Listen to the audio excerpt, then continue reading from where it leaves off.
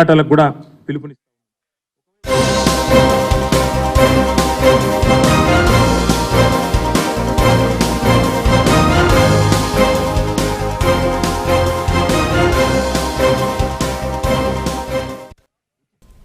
BRS కు వరుసగా ఎదురు దెబ్బలు తగులుతున్న ఈసారి లోక్సభ ఎన్నికల్లో బీఆర్ఎస్ నుంచి దాదాపుగా కొత్తవారి బరిలో దిగే పరిస్థితి కనిపిస్తుంది.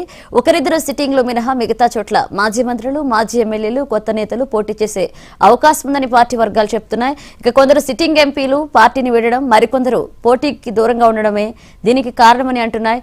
లోక్సభలో బీఆర్ఎస్ కు 9 మంది సిట్టింగ్ ఎంపీలు ఉండగా అందులో 3 పార్టీని వీడారు.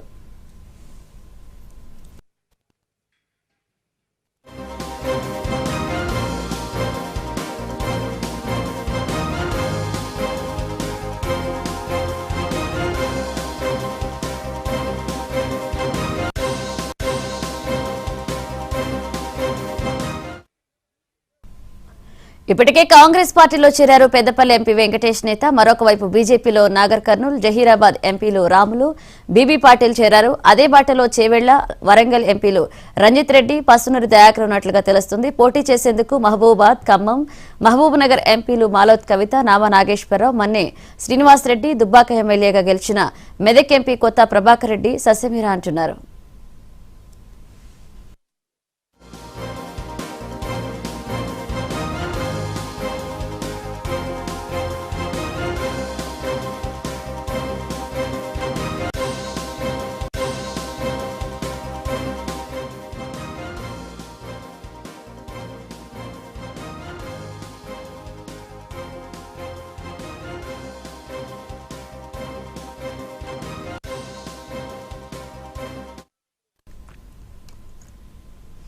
బీఆర్ఎస్ కు వరుసగా ఎదురు దెబ్బలు తగులుతున్న ఈసారి లోక్సభ ఎన్నికల్లో బీఆర్ఎస్ నుంచి దాదాపుగా కొత్తవారి బరిలో దిగే పరిస్థితి కనిపిస్తుంది. ఒకరిద్దరు సిట్టింగ్లు మినహా మిగతా చోట్ల మాజీ మంత్రులు, మాజీ ఎమ్మెల్యేలు, కొత్త నేతలు పోటీ చేసే అవకాశం ఉందని పార్టీ వర్గాలు చెబుతున్నాయి.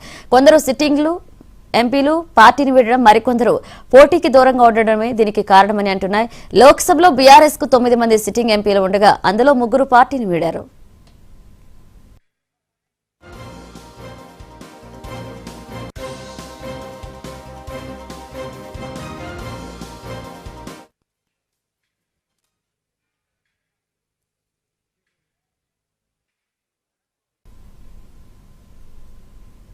ఇప్పటికే కాంగ్రెస్ పార్టీలో చేరారు పెద్దపల్లి ఎంపీ వెంకటేష్ నేత. మరొక వైపు బీజేపీలో నాగర్ కర్నూల్, అలాగే జహీరాబాద్ ఎంపీలు రాములు, బీబీ పాటిల్ చేరారు.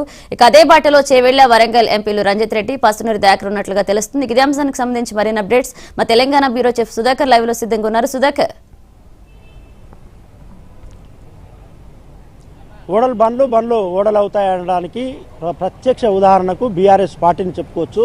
అధికారం కోల్పోయి 3 నెలలు కూడా పూర్తి కాకముందే బీఆర్ఎస్ రోజుకొకరు చొప్పున నాయకులు అయితే కాంగ్రెస్ లేదంటే బీజేపీ పార్టీలో చేరుతున్నారు. ఇప్పటికే 3 సిట్టింగ్ ఎంపీలు, ఒకరు పెద్దపల్లి ఎంపీ వెంకటేష్ నేత కాంగ్రెస్ పార్టీలో చేరగా, నాగర్ కర్నూల్, అదేవిధంగా జహీరాబాద్ ఎంపీలు రాములు, అదేవిధంగా బీబీ పట్నాయక్ వీళ్ళిద్దరూ కూడా బీజేపీ పార్టీలో చేరిపోయారు. అదేవిధంగా చేవెళ్ల సిట్టింగ్ ఎంపీగా ఉన్న రంజిత్ రెడ్డి కూడా పార్టీ మారేందుకు సిద్ధమవుతున్నారు. అయితే చేవెళ్లలో భారతీయ జనతా పార్టీ అభ్యర్థిగా కొండ విశ్వేశ్వరరెడ్డిని ప్రకటించడంతో ఆయన చేరడం కొన్ని రోజులు పెండింగ్లో ఉంది. ఆయన కాంగ్రెస్ పార్టీలో చేరాలా లేకుంటే బీజేపీలో చేరి మరో చోట నుంచి పోటీ చేయాలా అనే మీమాంసలో కొనసాగుతున్నారు. 2019లో జరిగిన పార్లమెంట్ ఎన్నికల్లో 17 పార్లమెంటు స్థానాలకు గాను బీఆర్ఎస్ 9 పార్లమెంటు స్థానాలను గెలుచుకుంది. 9 పార్లమెంటు స్థానాలను గెలుచుకొని బలంగా ఉన్న బీఆర్ఎస్ ఇటీవల జరిగిన అసెంబ్లీ ఎన్నికల్లో అధికారం కోల్పోగానే ఎంపీలందరూ కూడా యూటర్ను తీసుకున్నారు. కొందరు పోటీ చేసేందుకు ససేమిరా అంటున్నారు. పోటీ చేస్తే ఆర్థికపరమైన అంశాలు, అదేవిధంగా రాజకీయపరమైన అంశాలతో ముడిపడి ఉంటుంది కాబట్టి కొంతమంది ఎంపీలు అయితే ముఖ్యంగా మహబూబాబాద్ ఎంపీ మాలోత్ కవిత, వరంగల్ ఎంపీ పసునూరి దయాకర్, అదేవిధంగా మహబూబ్ నగర్ ఎంపీ మన్నే శ్రీనివాసరెడ్డి ఇలాంటి వారైతే పోటీ చేసేందుకు కూడా సుముఖంగా లేరు. ఒకవేళ పోటీ చేస్తే కూడా పార్టీ ఫండింగ్ చేయాలి, పార్టీ ఆర్థిక పరమైన వ్యవహారాలన్నీ చూసుకోవాలి. అలా చూసుకుంటేనే పోటీ చేస్తామంటూ వీరు చెప్తున్నారు. నామా నాగేశ్వరరావును అయితే ఒక రకంగా చాలా బలవంతంగా పార్టీ ఒప్పించిందని చెప్పాలి. అయినా కూడా ఆయన ఎక్కడ యాక్టివ్ పాలిటిక్స్లో లేరు. ఖమ్మం పార్లమెంట్ పరిధిలో ఆయన పర్యటనలు చేయట్లేదు, తిరగట్లేరు. కాబట్టి చాలామంది 9 మంది ఎంపీలు గెలిస్తే 9 మంది కూడా ఇప్పుడు ఒక రకంగా పోటీకి సిద్ధంగా లేరు. 3 ఎంపీలు పార్టీలు మారారు. ఇంకో ఇద్దరు పార్టీ మారేందుకు సిద్ధంగా ఉన్నారు. 5 పోతే మరో 4 అసలు పోటీ చేయడానికి ఇష్టంగా లేరు.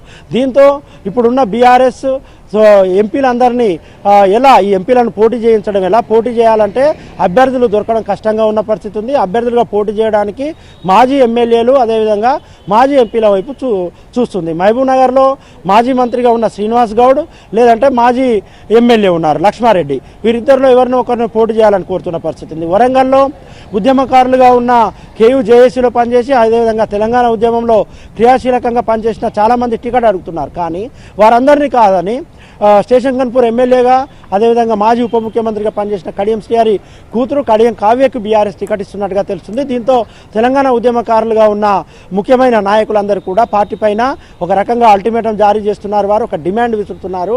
ఒకవేళ కడియం కావ్య కనుక టికెట్ ఇస్తే మా దారి మేము చూసుకుంటాం అంటున్నారు. అదేవిధంగా వరంగల్లో బీఆర్ఎస్కు బలమైన నాయకునిగా ఉన్న వర్ధనపేట మాజీ ఎమ్మెల్యే అదేవిధంగా వరంగల్ జిల్లా పార్టీ అధ్యక్షుడు ఆరు రమేష్ కూడా ఆయన దారి ఆయన చూసుకుంటున్నాడు. ఇలా చాలామంది బీఆర్ఎస్కు ప్రస్తుతం ఎంపీలుగా అభ్యర్థులు దొరకని పరిస్థితి ఒకవైపు ఉంటే పార్టీ ఏకపక్ష నిర్ణయాలు తీసుకుంటుంది. ఉద్యమకారులను కాదంటుంది. పార్టీ కోసం కష్టపడ్డ వారిని దగ్గర తీయట్లేదు. పార్టీ కోసం శ్రమించిన వారిని దగ్గర తీయకుండా పారాషూట్ నాయకులు ఇతర పార్టీల నుంచి వచ్చిన వారికి పెద్దపీట వేస్తుందనే ఒక వాదన బలంగా వినిపిస్తుంది.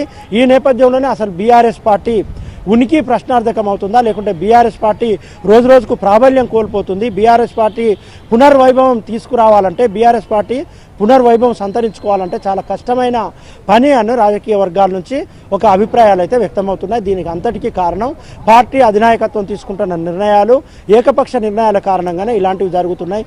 పార్టీ మారుతున్న వారిని కూడా కనీసం బుజ్జగించే ప్రయత్నాలు జరగట్లేదు.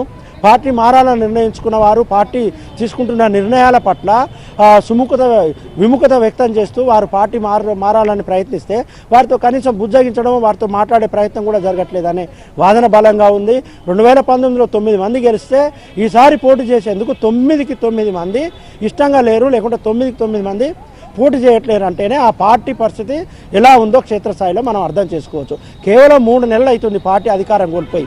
3 నెలలు పార్టీ అధికారం కోల్పోతేనే ఒక్కసారిగా ఇటు అటు ఇటు అయిన పరిస్థితి ప్రస్తుతం స్పష్టంగా కనిపిస్తుంది తెలంగాణ రాష్ట్రంలో బీఆర్ఎస్ పరిస్థితి. Right, thank you Sudhakar.